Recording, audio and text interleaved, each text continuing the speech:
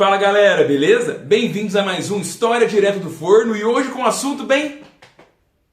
Cadê meu dinheiro? Há 35 anos, em março de 1990, tomava posse no dia 15 de março Fernando Collor de Mello. E no dia 16 ele criava o chamado Plano Brasil Novo, o Plano Collor, que dentre muitas coisas previa ele, o confisco das poupanças. Você lembra disso? Você teve poupança confiscada ou conheceu alguém que teve? E você sabe por que diabos ele fez isso? Deixa que eu te conto, mas antes, deixa o gostei no vídeo, se inscreve no canal e se curtiu, compartilha com os amigos. Agora, sem papo furado, vamos logo pro vídeo. Inflação. Uma palavra de 8 letras deixou gigantescamente um trauma no coração e na mente de milhões de brasileiros.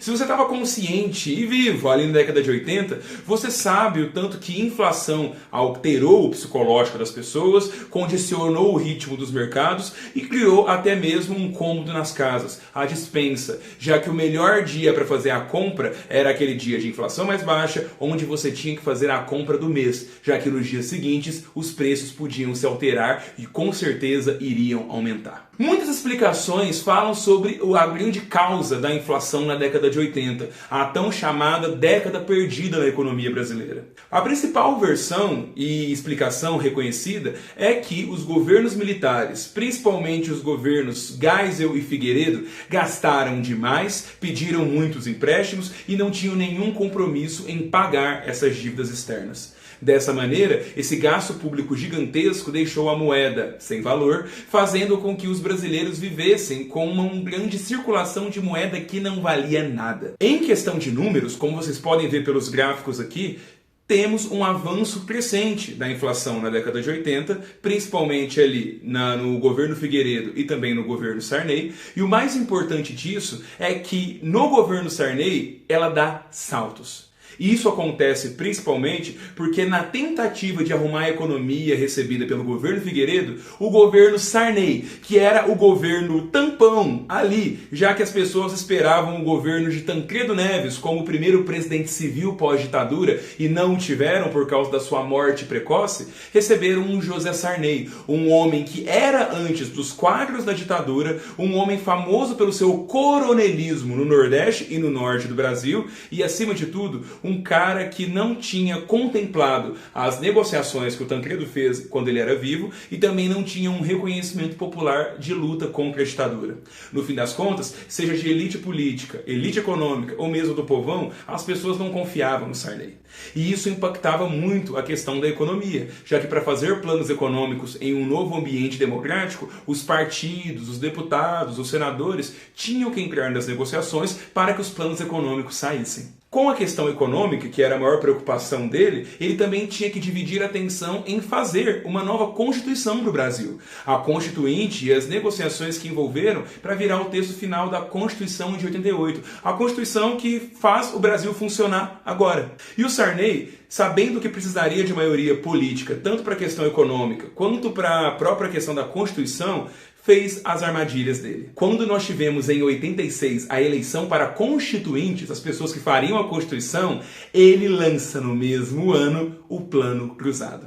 Um grande plano econômico de estabilização econômica que previa uma nova moeda, agora o cruzado substituindo o cruzeiro, que era a moeda efetivada na ditadura militar, e além disso, o cruzado viria acompanhado de um grande tabelamento de preços. Ou seja, para a inflação diminuir, o governo controlaria os avanços de preços e, além disso, colocaria em uma tabela coordenada pela SUNAB, a Superintendência Nacional do Abastecimento, para que todos os brasileiros soubessem o tanto que o mercado teria que cobrar e poder, inclusive, denunciar. Eram chamados fiscais do Sarney, como o próprio Mercadante mostra. Mercadante, aquele do PT.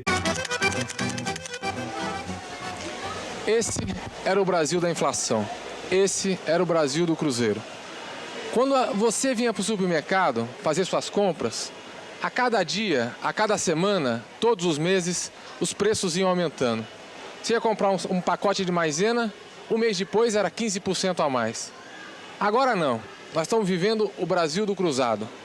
O Brasil em que a dona de casa, na maioria das vezes, vai fazer a compra com uma lista da Sunab, com uma lista do governo, que fixou os preços dos produtos, que congelou os preços.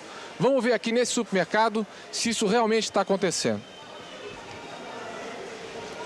Leite Ninho, que é um produto fundamental para a criança. Os preços estão congelados? Se a gente abrir essa lista, nós vamos ver Leite Ninho e Pó Ninho, 14 cruzados 75 centavos. A gente pega essa lata, 14 cruzados e 75 centavos. Dessa maneira, a inflação estava sendo combatida na visão do Sarney, só que o plano cruzado se mostrou ineficaz, já que ele gerava forte escassez de alimentos, porque ele só se preocupava no preço definido no mercado e não resolvia as questões estruturais da inflação, como, por exemplo, o crescente gasto público. Dessa maneira, o Sarney foi esperto. Ele deixou para segurar o tabelamento de preços até a data da eleição da Constituinte, já que, por causa do tabelamento, ele deu uma mascarada e a inflação cresceu pouco nos meses de 86. Só que quando vem novembro com a eleição, ele solta logo após a eleição. Existe um salto de quase 100% em muitos alimentos. É um grande estelionato eleitoral. Fora que naquele ano, além dos constituintes, ele também tinha as eleições para governador, fazendo com que o PMDB, o partido do Sarney, elegesse a grande maioria, inclusive o Collor em Alagoas. Mas a grande questão é que depois do Plano Cruzado, nenhum plano teve muita novidade e sucesso. Vieram o Plano Bresser, com o novo ministro da Economia, Luiz Carlos Bresser Pereira, que tentou fazer um novo tabelamento. Depois, Ailson de Nóbrega, que vai tentar fazer o Plano Verão, já indo para 89. A moeda vai sendo trocada e a gente não consegue a tão sonhada estabilização. Na verdade, piora, já que tudo isso mostra como o governo não conseguia manter a inflação controlada. E aí, em 89, nós chegamos a uma inflação de 1.900%. É absurdo. E toda essa conjuntura econômica acaba impactando no cenário da eleição presidencial de 89, com o Fernando Collor de Mello, que era do PMDB, mas que estaria entrando para a presidência pelo PRN, o nanico e novo partido, o Partido da Reconstrução Nacional, tinha um discurso fortemente anti-Sarney, anti-gasto público e com a missão de acabar com a inflação. O Collor, através dos discursos, dizia muito isso, que ele teria que ter a bala de prata para acabar com a inflação. E muita gente de classes sociais diversas, mas principalmente os mais ricos, mas também os mais pobres, já que o Collor tinha um discurso bem Evita Peron, de o candidato dos descamisados, muito popular e inclusive em alguns setores mais popular que o Lula e o Brizola, que eram segmentos de esquerda, o Collor acabou vencendo a eleição com um segundo turno apertado contra o Lula, e aí nós temos a sua posse em 90, com um plano econômico a ser assinado. A posse de Collor seria 15 de março de 90. E o mais interessante é que ele, para o seu nome da economia, que ia ser até interessante, já que ele iria mudar o nome de Ministério da Fazenda para Ministério da Economia, na sua ideia de reduzir o número de ministérios do governo Sarney e dar mais caminhos e ações para seus ministros, ele coloca nesse Ministério da Economia, super inchado de secretarias como indústria, abastecimento, agricultura, etc., ele coloca Zélia Cardoso de Mello, que apesar do Mello, não tem nada a ver de parentesco com o Collor. A Zélia Cardoso de Mello, ela era uma professora da USP, economista, que da sua juventude tinha flertado com ideias comunistas, mas que ali no governo Sarney, ela tinha sido contratada para ser assessora do primeiro-ministro da economia do Sarney, que era o Dilson Funaro.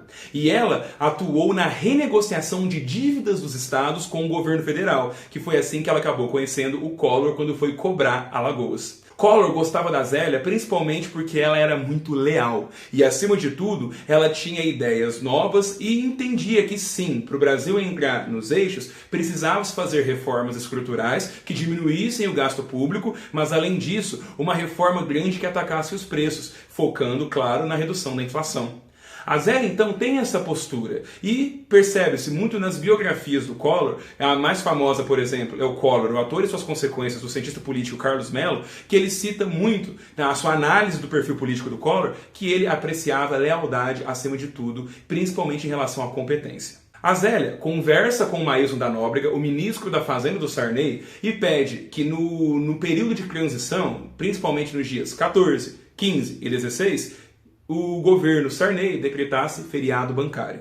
Isso acontecia para as pessoas não poderem ir aos bancos e principalmente poder fazer as reformas que estariam dentro do Plano Brasil Novo, o chamado Plano Collor. E naquela época, sem Pix, sem celulares, sem agências eletrônicas, você, com um feriado bancário de 3 dias, paralisava as operações financeiras do país. Mas era necessário, na visão do governo Collor, que esse feriado fosse colocado para se fazer as mudanças. Chega o dia 15 de março, o dia da posse, toda aquela pompa de um novo governo começando, várias leis já são assinadas ali via decreto para se garantir a velocidade das ações, e no dia 16, que passa-se a valer esses decretos, a Zélia Cardoso de Mello faz uma coletiva de imprensa junto ao ministro da Justiça, o Bernardo Cabral, justamente para explicar para a imprensa, completamente, inclusive, sem um briefing. A Zélia fala de um jeito extremamente confuso e até mesmo inseguro, mas anunciou para os brasileiros as primeiras ações do Plano Collor. O presidente Collor faz mudanças profundas na economia.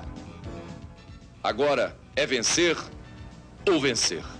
O Cruzeiro volta a ser a moeda nacional. A maior parte dos cruzados novos vai ficar retida nos bancos. Os preços até 15 de abril continuam iguais aos da última segunda-feira. A ministra da Economia garante que o salário real será preservado. O presidente Collor leva o plano econômico ao Congresso. Pela primeira vez, um presidente atravessa a pé a Praça dos Três Poderes com todos os ministros. E o inédito confisco de contas bancárias e poupança por 18 meses. Quem tem no depósito à vista, quem tinha ontem no depósito à vista 50 mil cruzados, pode ir ao banco segunda-feira e sacar, se quiser, 50 mil cruzeiros. Né? Ou quem tinha isso no overnight. O que excede isso, a parte excedente a esses 50 mil, fica depositada no banco, junto ao Banco Central, sob a titularidade da pessoa física ou pessoa jurídica, em forma de cruzados novos. O plano era simples: fazer uma grande reforma estrutural no Brasil, que passaria por reformas patrimoniais, administrativas, financeiras, tudo para diminuir o tamanho do Estado, fazer o mercado fluir, o Estado deixar de ser aquele ente empreendedor e virar mais um regulador, assim como extinguir um monte de estatais, fazer um monte de reformas monetárias, como por exemplo, acabar com a moeda na época que era o cruzado novo e colocar uma nova que era o cruzeiro, assim como colocar o confisco, que não chamava confisco. Se falava que faria-se fazer um bloqueio, mas que esse dinheiro afetaria apenas as contas de poupança, investimentos e principalmente o investimento de overnight. Overnight é uma modalidade de investimento que as operações acontecem na madrugada, justamente para se beneficiar de taxas e também de uma inflação que seria menor, já que a do novo dia não teria sido atualizada. E o valor decidido seria justamente os 50 mil cruzeiros, que valeria na época $1.200. A taxa de conversão foi completamente amadora, como a gente lê em muitos artigos, como por exemplo do professor Carlos Carvalho. A Zélia simplesmente foi para uma festa, colocou possíveis valores de possibilidade de bloqueio e ela acabou topando por 50 mil, por ser um número redondo e bem mediano, vamos dizer assim, que não chamaria tanto a atenção do povo brasileiro. O ponto é que menos de 20% da população foi afetada, mas muita gente que colocava na poupança investimentos como venda de apartamento, benefícios trabalhistas, venda de linha telefônica que custava muito caro, acabaram tendo as suas poupanças bloqueadas. E isso só foi possível de ser verificado no dia 17, já que o pronunciamento foi no dia 16 e quando as pessoas chegaram para ver os seus extratos, aquele dinheiro que tinham havia sido bloqueado.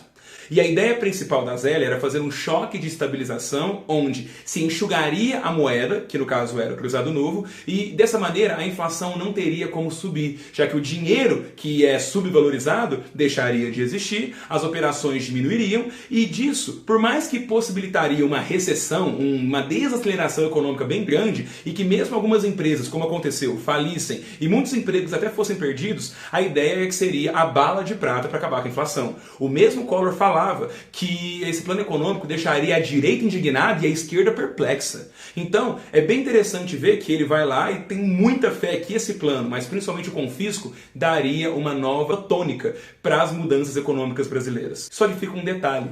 Tudo isso foi via decreto, já nos primeiros dias. Collor não tem aquela base política famosa, já que ele não gostava de fazer negociações. Só que tem um detalhe. A narrativa dele e o espírito do tempo de uma inflação de quase 2.000% e também o grande fator que em março de 90, antes da posse do Collor, você já tinha tido a maior taxa de inflação para mês, que tinha sido 80%, os brasileiros estavam desesperados. Então, muita gente, e quem usa esse termo é o Bolívar Lamounier, gostava da ideia de uma ditadura romana do Collor, ou seja, um governo que tinha sido eleito pelo povo, então tinha um cacife democrático, fazendo ações rápidas, onde o Congresso iria apoiar, justamente porque seriam medidas econômicas que objetivavam uma melhora da economia. Por mais que Collor não tivesse essa negociação toda, partidos como o PFL, PSDB, o próprio PMDB apoiaram o Collor. Tanto que esses decretos duravam 90 dias agora nessa base democrática, viraram leis em abril de 90. Então o Congresso certificou o que o Collor estava fazendo. E mais que isso, pesquisas Datafolha e IBGE no mês de março e abril falavam que a maioria da população apoiava o plano Collor, mesmo com o confisco. E aquela ideia clássica da onda de suicídios que a gente ouve muito por aí, acabou sendo, na verdade, muito mais uma grande narrativa de imaginário do que casos concretos por aí. Já que a gente nunca teve uma taxa aumentada gigantescamente naquele mês de suicídios ou algo do tipo. Então é bem interessante como esse imaginário funciona. E também é interessante ver que o povo, em sua maioria, apoia, porque enxergavam no plano Collor uma possibilidade de melhora da economia. E também é interessante ver que líderes como Fernando Henrique Cardoso, o grande nome do PSDB na época, José Serra, que também estava lá, a Luísa Mercadante, que estava no PT, a economista de esquerda Maria da Conceição Tavares e o Luiz Gonzaga Beluso apoiaram o plano, justamente porque ele previa um grande choque inflacionário e eles só não gostavam da parte, do lado mais à esquerda, de você privatizar e tirar o tamanho do Estado da economia. Mas em relação ao confisco, principalmente na intenção do seu choque, foi muito grande, já que eles entendiam que precisava-se de uma grande mudança estrutural para acabar com a chamada inflação inercial, ou seja, aquela inflação que sempre fica e que em um efeito dominó acaba por aumentar a inflação e excluir a economia por um todo. E o mais doido é que, meses a fio, a inflação fica controlada. Ela cai para casa de apenas um dígito. Só que isso não dura a longo prazo, já que justamente por causa da falta de negociação política do Collor, ele não consegue fazer mudanças estruturais fortes e logo no fim do ano a inflação volta a subir. E aí a gente teria um problema, porque a bala de prata não funcionou, a popularidade do Collor caiu e aí nós teríamos uma economia que a inflação voltou, mas agora estava em recessão. Quase 4% do PIB reduzido por causa do confisco e de todas as consequências econômicas que vieram disso. Então, esse vídeo é para explicar a grande questão de por que o confisco aconteceu. Mas temos que entender que o governo Collor tinha muitas propostas de salvar a economia e que por questões políticas principalmente, e principalmente por causa do perfil político dele, ele não consegue. E o maior reflexo disso é o impeachment, que eu falo para vocês em outro vídeo. E, infelizmente, o dinheiro confiscado, que a ideia do Collor era bloquear o dinheiro por 18 meses e pagando 6% de juros além do reajuste inflacionário. Acabou que, até hoje, menos de 20% das pessoas pegaram o dinheiro de volta. Seja porque morreram, seja porque não tinham dinheiro para pagar os custos honorários de advogados. E além disso, a decisão do STF que fala para o governo pagar as vítimas do plano Collor só saiu nos anos 2010. Muito tarde e muita gente ainda não foi contemplada. O próprio Collor no Twitter fala que se arrepende disso. Só que o resto é história. Espero que tenham gostado desse vídeo e a gente se vê semana que vem com mais um História Direto do Forno. Até lá!